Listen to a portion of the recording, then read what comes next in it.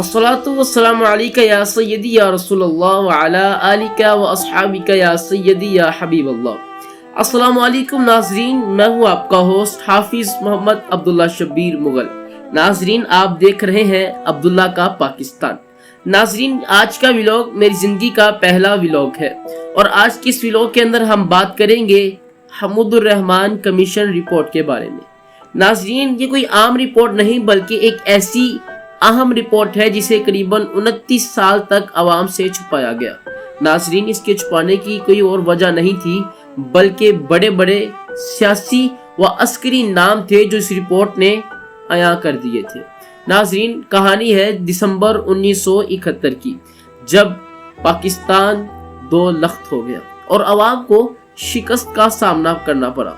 इस वक्त के सदर जुल्फकार अली भुट्टो ने आवाम के गुस्से और सच जानने की तरफ को देखते हुए चीफ जस्टिस हमूदुर रहमान की सरबराही में एक आला सतह का अदालती कमीशन बनाया। इस कमीशन ने बंद कमरों में सैकड़ों गवाहों, आर्मी चीफ्स और ब्यूरोक्रेट्स और जंगी कैदियों के बयानात रिकॉर्ड किए।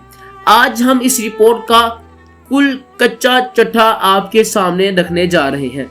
नाजरीन, ये एक ऐसी रिपोर्ट है जिसे पढ़कर और सुनकर रूह कांप जाती है और हमने इस रूह काम जाने वाली रिपोर्ट को करीबन 4 बड़े हिस्सों में तकसीम किया है। पहले हिस्से के अंदर हम बात करते हैं सियासी अंधेरगी और इंटेलिजेंस की नाकामी। सबसे पहली बात करते हैं उस सियासी खेल की जिसने मुल्क को इस नहज पर पहुंचा दिया। रिपोर्ट साफ कहती है कि सियासी जमूत और हट दर्मी ने सब कुछ बर्बाद कर दिया।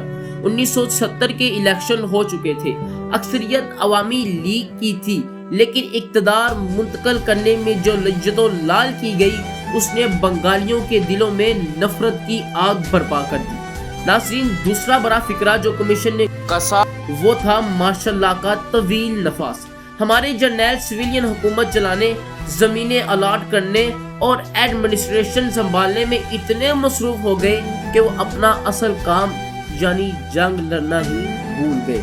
सोने पर सुहागा ये कि हमारी इंटेलिजेंस ISI और FIA ये बांप ही ना सकी कि मशरकी पाकिस्तान के अंदर भारत किस हद तक घुस चुका है और वहाँ क्या खिचड़ी पक रही है।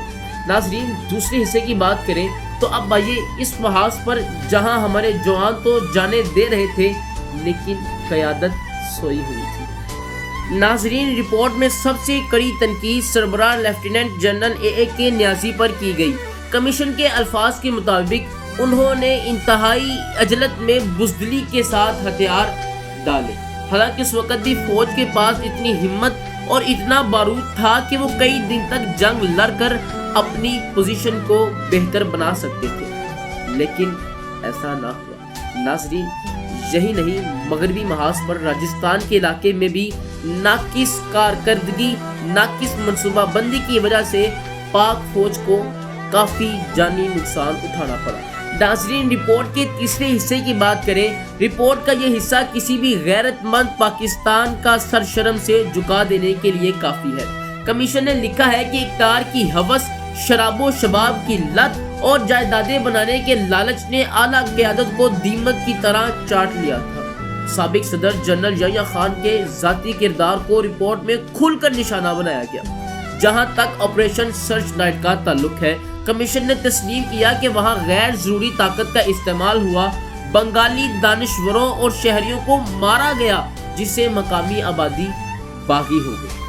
ताहम कमीशन ने बांग्लादेश के 30 लाख के दावे को झूठ करार देते हुए असल अमवात की तादाद तकरीबन 26,000 बताई।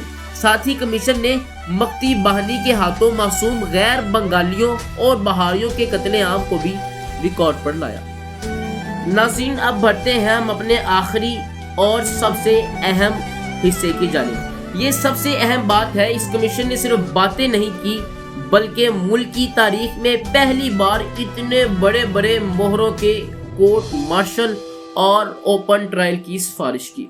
जनरल याह्या खान, जिन पर आइन तोड़ने, इक़्तिदार पर नाजायज कब्जे और जंग में गफलत पर पब्लिक ट्रायल चलाने का हुक्म दिया गया। लेफ्टिनेंट जनरल AK न्याजी, महाज पर बुज़दिली और हथियार डालने की पावाश में فیلڈ کورٹ مارشل کی سفارش کی گئی۔ جنرل عبدالحمید، گل حسن، پیر زادہ اور خدا داد ان تمام جرنیلوں کے خلاف سازش کا حصہ بننے پر قانونی کارروائی کا کہا گیا۔ کمیشن نے یہ بھی کہا کہ فوج کا نصاب بدلا جائے، انہیں سیاست سے دور رکھا جائے اور جمہوریت پسندی سکھائی جائے۔ ناظرین، المیہ دیکھیے، اس رپورٹ کو سال ہا سال تک الماریوں میں بند کر کر چھپایا گیا۔ سن 2000 میں جب یہ لیک ہوئی تب جا کر دنیا کو معلوم ہوا، لیکن افسوس اس رپورٹ کی سفارشات پر کبھی بھی اس کی روح کے مطابق عمل نہیں کیا گیا، ورنہ شاید آج پاکستان کی تاریخ کچھ اور ہی ہوتی۔ اپنے ہوسٹ حافظ محمد عبداللہ شبیر مغل کو اجازت دیجیے، دیکھتے رہیے عبداللہ کا پاکستان۔ اللہ حافظ۔